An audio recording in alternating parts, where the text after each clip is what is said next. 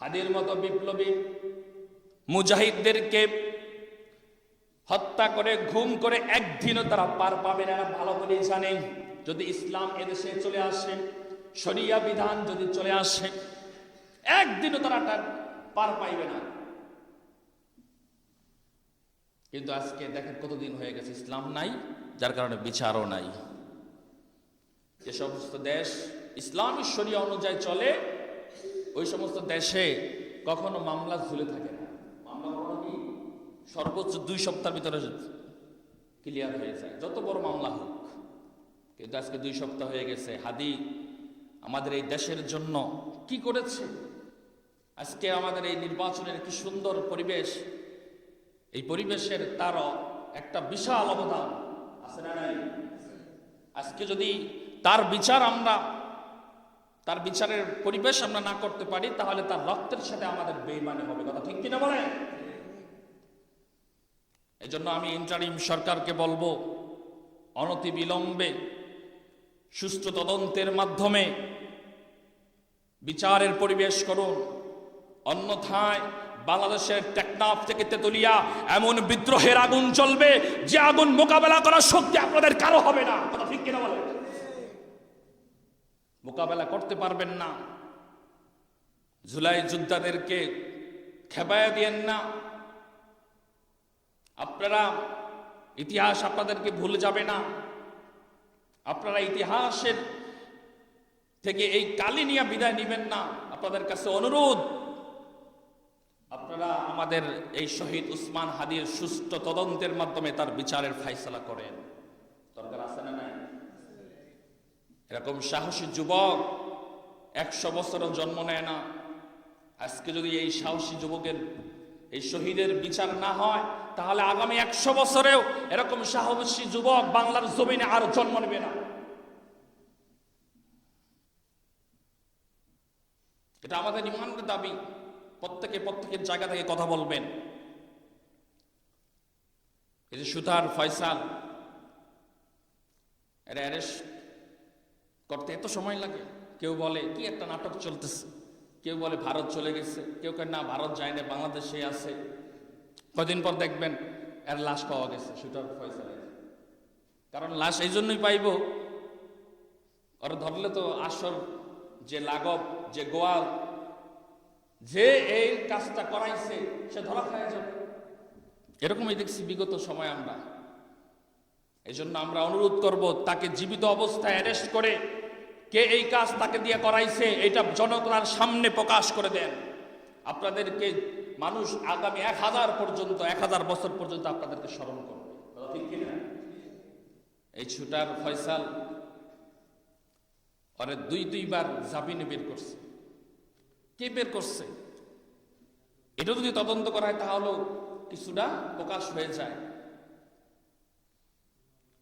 এর master mind কে এই হত্যাটা করাইলো? আল্লাহ তাআলা আমাদের হাদি ভাইয়ের সুষ্ঠু বিচারের পরিবেশ করার তৌফিক দান করুক। সকলে বলি আমিন। আল্লাহ তাআলা এই সম্পর্কে পবিত্র কোরআনের সূরা তাওবার 36 নম্বর আয়াতে বলেন, ইন্না ইদ্দাতাশ শুহুরি ইনদাল্লাহি ইসনা আশারা শাহরান ফি কিতাবিল্লাহি ইয়াওমা খালাকাস সামাওয়াতি ওয়াল আরদা মিনহা আরবাআতুন হুরুম যালিকা আদ-দীনুল কাইয়্যিম ফালা তাযলিমু ফীহিন্না আনফুসাকুম وقاتلوا المشركين كافة كما يقاتلونكم كافة واعلموا أن الله مع المتقين. الله تعالى বলতেছেন, إن عدة الشهور عند الله 12 شهرا في كتاب الله. মাস গণনার দিক দিয়া 12টি মাস আমি আল্লাহ তাআলা নির্ধারণ করে দিয়েছি। খালাকাস সামাওয়াতি ওয়াল আরদ, পৃথিবী সৃষ্টির, যখন আল্লাহ তাআলা পৃথিবী আসমান জমিন সৃষ্টি করেছেন তখন থেকেই এই 12টা মাস নির্ধারণ করেছেন কে? আল্লাহ। তারপর আল্লাহ তাআলা বলতেছেন, মিনহা আরবাআতুন হুরুম, এই 12টা মাসের মধ্যে চারটা মাস এমন, যে চারটা মাসকে আমি আল্লাহ সম্মানিত করেছি। চারটা মাস এমন, যে চারটা মাসকে আমি আল্লাহ সম্মানিত করেছি। এই চারটা মাস কোন কোন মাস? এক নম্বরে কি? মুহররম মাস। মুহররম আরবি মাসের প্রথম মাস। মুহররম কি? আরবি মাসের প্রথম মাস। দুই নম্বরে জিলকদ, জিলহজ। জিলকদ, জিলহজ। চার নম্বর হচ্ছে রজব, যেটা এখন চলছে। রজব মাস বরকতের মাস, সম্মানিত মাস। এই মাসকে সম্মান দিয়েছেন কে? একটু জোরে আওয়াজ দিয়ে বলেন, কে সম্মান দিয়েছেন? আল্লাহ। আল্লাহ যদি এই মাসকে সম্মান দেয়, আমাদের দেওয়া দরকার আছে না নেই? সম্মান কিভাবে দিব এটাও বলবো আজকে ইনশাআল্লাহ। তারপরে আল্লাহ তাআলা আমাদেরকে তিনটা বার্তা দিয়েছেন। কয়টা? এক নম্বর আল্লাহ তাআলা বলতেছেন, ফালা তাযলিমু ফীহিন্না আনফুসাকুম, জুলুম করো না এই চারটা মাসের মধ্যে, তোমরা তোমাদের নিজেদের প্রতি জুলুম করো না। এক নম্বর আল্লাহ তাআলা উপদেশ দিচ্ছেন, এই চারটা মাসের মধ্যে তোমরা নিজেদের প্রতি জুলুম করো না। জুলুম করো না, এর দ্বারা আল্লাহ তাআলা কি বুঝাইতে চাইছেন জানা দরকার আছে না নাই? এর ব্যাখ্যা বিশ্লেষণ মুফাসসির কেরাম বলে থাকেন। এক নম্বরে বলে থাকেন যে তোমরা এই মাসগুলোতে পাপ কাজ থেকে বিরত থাকো, পাপ কাজ করো না। অন্যান্য মাসে আমরা পাপ কাজ করি, অন্যান্য মাসে তো করা যাবে না, কিন্তু এই মাসে একটু বেশি সতর্ক থাকো। কারণ এই মাসে মুফাসসিরিন কেরাম লিখেন, এই মাসে পাপ কাজ করলে, গুনাহের কাজ করলে এর শাস্তি একটু বেশি। এর শাস্তি কি? বেশি। আবার পক্ষান্তরে এই মাসকে যদি আমি সম্মান করি, এই মাসে যদি ইবাদত করি, এর ফজিলত বেশি। সুবহানাল্লাহ, জোরে বলেন না সুবহানাল্লাহ। শুধু তাই না আমার প্রিয় ভাইয়েরা, এই মাসে যদি আমরা বেশি বেশি ইবাদত বন্দেগী করি, পাপ কাজ থেকে যদি বিরত থাকি, আল্লাহ তাআলা অন্য অন্য মাসে আমাদেরকে বেশি বেশি ইবাদত বন্দেগী করা এবং পাপ কাজ থেকে বিরত থাকার তৌফিক দান করবেন। জোরে বলেন সুবহানাল্লাহ। আল্লাহ তাআলা আমাদেরকে তৌফিক দান করবেন। এই জন্য আমার প্রিয় ভাইয়েরা, এই মাসকে সম্মান করা দরকার আছে না নাই? আরেক বর্ণনায় আসছে, যারা এই মাসকে সম্মান করবে, যারা এই মাসে গুনাহের কাছ থেকে বেঁচে থাকার চেষ্টা করবে, আল্লাহ তাআলা তাদেরকে দুনিয়া এবং আখিরাতে সম্মানিত করে দিবেন। সুবহানাল্লাহ। দুনিয়া এবং আখিরাতে কে না চায় সম্মানিত হতে? এরকম কেউ আছে যারা দুনিয়া বা আখিরাতে সম্মানিত হতে চায় না? সবাই চায় সম্মান, সবাই চায়। এই সম্মান পাওয়ার জন্য অন্ততপক্ষে এই মাসে গুনাহের কাছ থেকে বেঁচে থাকার চেষ্টা করবো আমার প্রিয় ভাইরা। তারপরে দুই নম্বর আল্লাহ তাআলা যেই উপদেশটা আমাদেরকে দিচ্ছেন, ওয়াকাতিলুল মুশরিকিনা কাফাতান কামা ইউকাতিলুনাকুম কাফা, তোমরা মুশরিকদের সাথে দলবদ্ধভাবে লড়াই করো, যেমনই ভাবে তারা সমবেতভাবে দলবদ্ধভাবে তোমাদের সাথে লড়াই করে। লড়াই করো মানে কি? এর ব্যাখ্যা কি? ইসলামের শুরুতে, ইসলামের শুরু লগ্নে এই 4 মাসের সম্মানের দিক বিবেচনা করে আল্লাহ তাআলা মুসলমানদের জন্য এই 4 মাস যুদ্ধ বিগ্রহ করা হারাম করে দিয়েছিলেন। এই 4 মাস কি মুসলমানরা কোনো জিহাদ করতে পারবে না? জিহাদ একটা ইবাদত না? কথা বলেন না কেন? জিহাদ কি একটা ইবাদত না? তো এই 4 মাসে জিহাদ, যুদ্ধ বিগ্রহ যা কিছু আছে এগুলো নিষেধ ছিল। এই 4 মাসের সম্মানার্থে ইসলামের শুরুতে, কথা বুঝতেছেন, ইসলামের শুরুতে এগুলো কি নিষেধ ছিল। কিন্তু মানুষের একটা অভ্যাস দেখবেন, সুযোগের সদ্ব্যবহার আছে না নাই? হ্যাঁ, সুযোগের সদ্ব্যবহার। সারা জীবন দেখবেন আপনার বাড়িতে কাজ করছে, যদি কোনোদিন সুযোগ পাওয়া যায়, কোনো আপনি বাড়ে পড়ছেন, ওদিন সবকিছু শুধু কৌশলে আদায় করে ফেলবে। যে আপনার বাড়িতে কাজ করার যোগ্যতা রাখে না, সেও সেদিন আপনাকে 10টা কথা শোনায় দিবে, আছে না নাই? সুযোগের সদ্ব্যবহার। তো কাফেররা দেখলো এই 4 মাস তো মুসলমানরা যুদ্ধ বিগ্রহ মুসলমানরা করে না, এই সুযোগে মুসলমানদের উপর একটু জুলুম করা যাবে। বিভিন্ন ভাবে মুসলমানদেরকে কষ্ট দেওয়া শুরু করলো, মুসলমানদেরকে হয়রানি, মুসলমানদের উপর জুলুম অত্যাচার শুরু করে দিচ্ছে। তখন আল্লাহ তাআলা এই বিধান দিছে, যাকাতিলুল মুশরিকিনা কাফা কামা ইউকাতিলুনাকুম কাফা। আমার বান্দারা, তোমরা এই 4 মাস আমার সম্মানে, আমার এই মাসগুলোর সম্মানে তোমরা ইবাদত বندگی করো, যুদ্ধ বিগ্রহ করো না। এই সুযোগে কাফেররা তোমাদের উপর জুলুম করে, তোমাদের সাথে যুদ্ধ করে, সুতরাং তোমরাও তাদের সাথে, তারা যেভাবে তোমাদের সাথে সমাবেতভাবে যুদ্ধ করে, তোমরাও তাদের সাথে সমাবেত যুদ্ধ করো। এখন এই 4 মাসেও যুদ্ধ করা যায়। এই আয়াত থেকে বোঝা গেল মুসলমানরা আগে কাফেরদের উপরে আক্রমণ করে না। মুসলমানরা কি করে না? আগে আক্রমণ করে না। যখন তারা আক্রান্ত হয় তখন আক্রান্তের জবাব দেয়, কথা ঠিক কিনা? মুসলমানরা অগ্র না। এই ইতিহাস থেকে বোঝা যায় মুসলমানরা আগেও সভ্য ছিল, এখনো সভ্য। এরা সভ্য জাতি, এরা অসভ্য না। অসভ্য হচ্ছে কাফের, মুশরিক, ইহুদি, নাসারারা, যারা আমাদের ব্যাপারে বোবা ঘন্টা ছড়ায়, যারা আমাদের ব্যাপারে মিথ্যাচার করে, তারা হচ্ছে উশৃঙ্খল। আল্লাহ তাআলা আমাদেরকে কোরআন সুন্নাহর আলোকে জীবনটাকে সাজানোর তৌফিক দান করুক, সকলে বলি আমিন।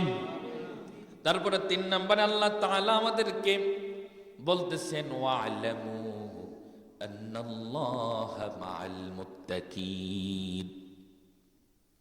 ওয়া'লামু আন্নাল্লাহা মা'আল মুত্তাকিন। আমার বান্দারা জেনে রাখো, আমি আল্লাহ মুত্তাকিদের সাথে আছি। মুত্তাকি কারা? যারা আল্লাহকে ভয় করে, যারা আল্লাহর বিধানকে অকপটভাবে মেনে নেয়, কোনো প্রশ্ন করে না, কোনো প্রশ্ন করে না। আল্লাহ যেটা বলছে সেটাই মানবে, এটাই হচ্ছে মুসলমান, এটার নামই মুসলমান। আল্লাহ তাআলা আমাদেরকে প্রকৃত মুসলমান হওয়ার তৌফিক দান করুক, সকলে বলি আমিন। এই আয়াত থেকে আমরা কি বুঝি? এই আয়াত থেকে এটাই বোঝা যায় যে এই মাসটা ইবাদতের মাস, এই মাসটা সম্মানিত, এই মাসটা মুসলমানদের জন্য ইবাদতের মাস। তাহলে এই মাসে আমরা কি ইবাদত করতে পারি? কোরআন হাদিস বিশ্লেষণ করে দেখি, বিশেষ কোনো ইবাদত এই মাসে নাই। তবে রাসূল সাল্লাল্লাহু আলাইহি সাল্লামের জীবনীতে দেখা যায়, অন্যান্য মাসে রাসূল সাল্লাল্লাহু আলাইহি সাল্লাম নফল নামাজগুলো যেভাবে পড়তেন, যে সময় দিতেন, এই মাসগুলোতে আল্লাহ রাসূল সাল্লাল্লাহু আলাইহি সাল্লাম বেশি সময় দিতেন। সুবহানাল্লাহ। মনে করেন তাহাজ্জুদে রাসূল সাল্লাল্লাহু আলাইহি সাল্লাম অন্যান্য মাসে 2 ঘন্টা সময় ব্যয় করতেন, 3 ঘন্টা। এই মাসগুলোতে রাসূল সাল্লাল্লাহু আলাইহি সাল্লাম ডবল করতেন। এই জন্য আমাদেরকেও যত নফল নামাজ আছে, তাহাজ্জুদ সহকারে সকল নফল নামাজগুলো অন্যান্য মাসে যদি না পড়ি, অন্ততপক্ষে এই মাসে পড়া দরকার আছে না নাই? আল্লাহ তাআলা আমাদেরকে তৌফিক দান করুক, সকলে বলি আমিন। বেশি বেশি নামাজ পড়বো, ইস্তিগফার পড়বো, আস্তাগফিরুল্লাহ আস্তাগফিরুল্লাহ, তাসবিহ তাহলিল পাঠ করবো। এই মাসগুলোতে তাসবিহ তাহলিল পাঠ করব। তারপরে রাসূল সাল্লাল্লাহু আলাইহি সাল্লাম থেকে আরেকটা দোয়া পাওয়া যায়, মুসলিম শরীফের হাদিস, আল্লাহুম্মা বারিক লানা ফি রজব ওয়া শাবান ওয়া বাল্লিগনা আমার সাথে সবাই পড়েন, আল্লাহুম্মা বারিক লানা ফি রজব ওয়া শাবান ওয়া বাল্লিগনা রমাদান। অর্থাৎ হে আল্লাহ, শাবান, রজব এবং শাবানের মধ্যে বরকত দান করেন এবং রমজান পর্যন্ত আমাদের হায়াত লম্বা করে দেন। আমিন বলেন। এই দোয়া করতেন। এই দোয়া থেকে বোঝা যায় হায়াত লম্বা করার দোয়া করা জায়েজ আছে। রাসূল সাল্লাল্লাহু আলাইহি ওয়াসাল্লাম কেন করতেন এই দোয়া? যে ইবাদতের মৌসুম, রমজান মাসটা কি ইবাদতের মৌসুম।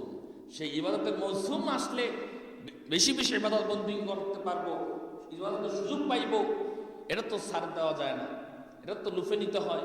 এই আশা আকাঙ্ক্ষায় রাসূল সাল্লাল্লাহু আলাইহি ওয়াসাল্লাম এই দোয়া করতেন। আমরাও করবো ইনশাআল্লাহ। করা যাবে তো ইনশাআল্লাহ?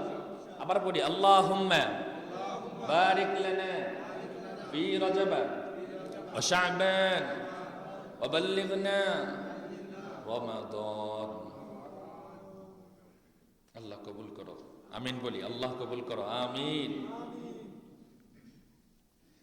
আমার প্রিয় ভাইয়েরা, এই মাসটা তো ইবাদতের মাস, বন্দেগীর মাস, কিন্তু ঢাকা শহরে আপনারা খেয়াল করবেন, বিভিন্ন অলিগলিতে গেলে দেখা যায় মনে হয় যেন এই মাসটা মাজার পূজা এবং উরুসের মাস, এরকম মনে হয়।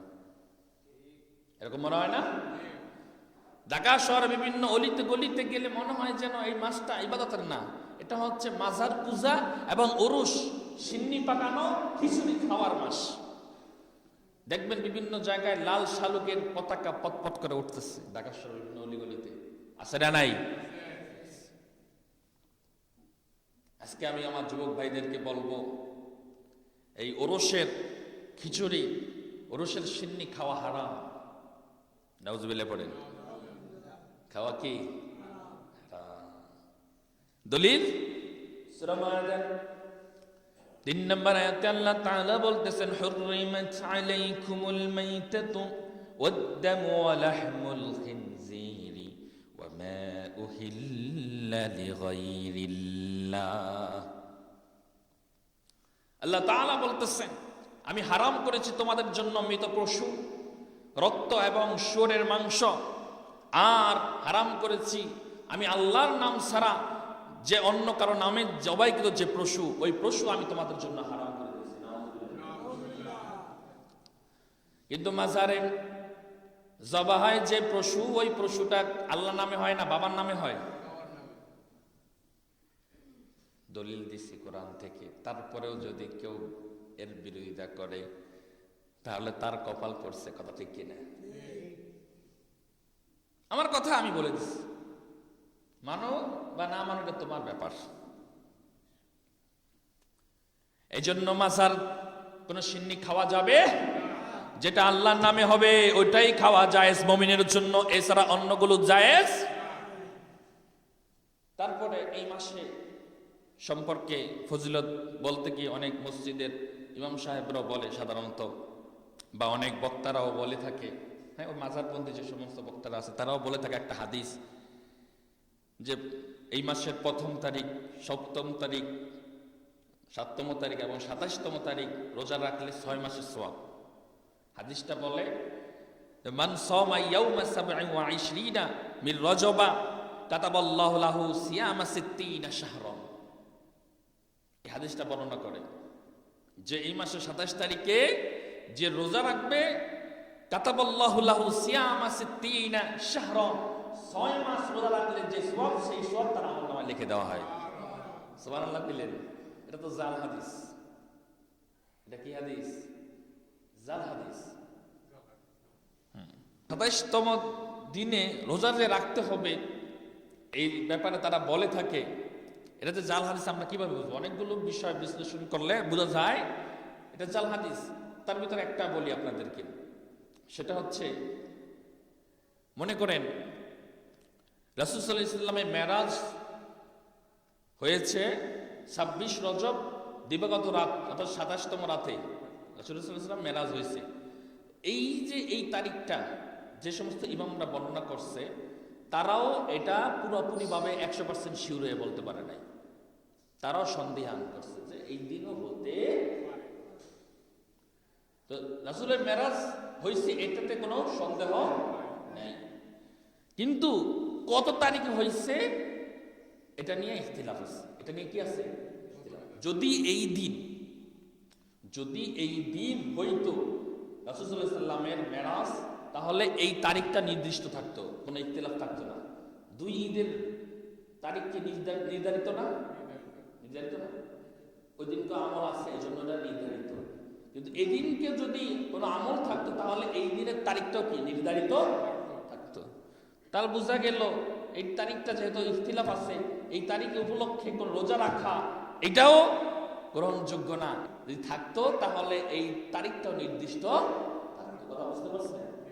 এই জায়গা থেকে বোঝা যায় এটা কি জয়ীফ হাদিস, এটা কি হাদিস। এই জন্য আমার প্রিয় ভাইয়েরা, আমরা যে আমলটাই করব ইখলাসের সাথে ওই আমলটা করার চেষ্টা করব ইনশাআল্লাহ, ইখলাসের সাথে। এবং কোরআন সুন্নাহ এর আছে কিনা এটা আমরা বুঝেই ইবাদত করব। শুধু কইছে একজন মৌলবী করা শুরু করে দিলাম, এটার নাম মুমিনের কাজ না। এই ইখলাস দরকার আছে না নাই? কেন দরকার? কারণ ইখলাস ছাড়া আল্লাহর কাছে কোনো আমলের গ্রহণযোগ্যতা নাই। পবিত্র কোরআনে সূরা শুআরা 89 নম্বর আয়াতে আল্লাহ তাআলা বলেন, ইল্লা মান আতাল্লাহ বিকলবিন সালিম। কিয়ামতের দিন ওই বান্দাই সফল হবে, বিজয় লাভ করবে যে আল্লাহর সামনে বিশুদ্ধ অন্তর নিয়ে আসতে পারবে, অর্থাৎ ইখলাসের সাথে যাইতে পারবে, ইখলাসপূর্ণ আমল নিয়ে আল্লাহর সামনে যাইতে পারবে। এজন্য রাসূল সাল্লাল্লাহু আলাইহি ওয়াসাল্লাম বলেন, আখলিস দীনাকা ইয়াকফিকাল আমালুল কলিল। উম্মত, যে আমলটাই করো না কেন খালেস আমল করো, তোমার দ্বীনকে খাঁটি করো, তোমার আমলকে খাঁটি করো, তোমার ঈমানকে খাঁটি করো। অল্প আমলই নাজাতের জন্য যথেষ্ট। সুবহানাল্লাহ। অনেক আমল করলাম, অনেক ইবাদত বন্দেগী করলাম, নামাজ পড়লাম, অনেকবার হজ করলাম, তাহাজ্জুদ পড়লাম, কিন্তু এই তাহাজ্জুদের ভিতরে, এই হজের মধ্যে ইখলাস নাই, এই তাহাজ্জুদের মধ্যে রিয়া আছে, শিরিক আছে, তাহলে এই আমল দিয়া জান্নাতে যাওয়া যাবে না। ইখলাসকে ঠিক করার জন্য 1 নাম্বার আমল হচ্ছে বুখারী শরীফের 1 নাম্বার হাদিস, বুখারী শরীফের 1 নাম্বার হাদিস। আন উমর ইবনে খাত্তাব রাদিয়াল্লাহু তাআলা আনহু قال قال رسول الله صلى الله عليه وسلم انما الاعمال بالنيات। সমস্ত আমল নিয়তের উপর নির্ভরশীল। ইখলাস ঠিক করার জন্য আগে আমার নিয়ত ঠিক করা লাগবে। কথা ঠিক কিনা? নিয়ত ঠিক করতে হবে আগে আমাকে। নিয়ত ঠিক নাই, আমার ইখলাসও ঠিক নাই। আমাদের দেশে দেখবেন নির্বাচনের আগে দেখবেন কিছু ভাইরা ভোট চাওয়ার আগে টুপি পরে, দাড়িতে মেহেদি লাগাইয়া তারপর ভোট চাইতে আসে না নাই? কিন্তু নির্বাচনের পরে তাদের মাথায় আর কখনো টুপি দেখা যায় না। আছে না নাই? শুধু তাই নয়, নির্বাচনের পরে তাদেরকে দেখা যায় ইসলামের পক্ষে কাজ তো করবে দূরের কথা, তারা ইসলামের বিপক্ষে কাজ করে। কথা ঠিক কিনা? ইসলামকে কিভাবে মাইনাস করা যায়, সংসদ থেকে ইসলামকে কিভাবে দূর করা যায়, এই অপচেষ্টা তারা চালায়। এদেরকে আমাদের চিহ্নিত করতে হবে আমার প্রিয় ভাইয়েরা। দরকার আছে না নাই? প্রত্যেকটা মুমিনের এটা ঈমানি দায়িত্ব। কথা ঠিক কিনা? এরা ইসলামকে কেন মাইনাস করতে চায়? ইসলামকে এই জন্যই মাইনাস করতে চায়, এরা ভালো করেই জানে যদি বাংলার জমিনে কোরআনী শাসন শরিয়া শাসন কায়েম হয় তাহলে এরা টেন্ডারবাজি চাঁদাবাজি করতে পারবে। যাই হোক আমার প্রিয় ভাইরা, বলতেছিলাম আমরা যে আমলই করি এই আমল করার জন্য ইখলাস দরকার। কি দরকার? জোরে আওয়াজ দিয়ে বলেন কি দরকার? ইখলাস ছাড়া কোনো আমল কবুল হয় না।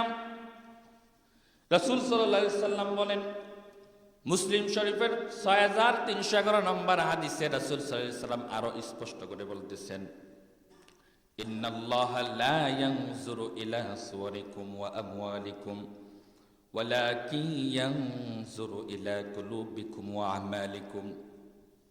রাসূল সাল্লাল্লাহু আলাইহি সাল্লাম বলতেছেন, আমার উম্মতেরা, নিশ্চয় আল্লাহ দেখেন না তোমাদের বাহ্যিক অবয়বের দিকে, বাহ্যিক সুরতের দিকে, আল্লাহ তাআলা দেখেন ওয়ালাকিন ইয়ানজুরু ইলা কুলুবিকুম ওয়া আমালিকুম।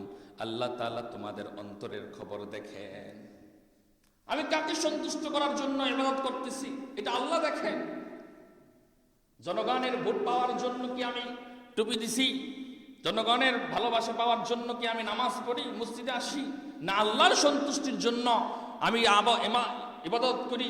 এই খবর, এই অন্তরের খবর কে রাখতে পারে? আল্লাহ এটাই দেখেন। এই জন্য যে ইবাদত করব কাকে সন্তুষ্ট করার জন্য করব? তো জোরে আওয়াজ দিয়া বলেন, কাকে সন্তুষ্ট করার জন্য করব? আল্লাহ তাআলা আমাদেরকে আল্লাহর সন্তুষ্টির জন্য সকল আমলগুলোকে সাজানোর তৌফিক দান করুক। সকলে বলি আমিন।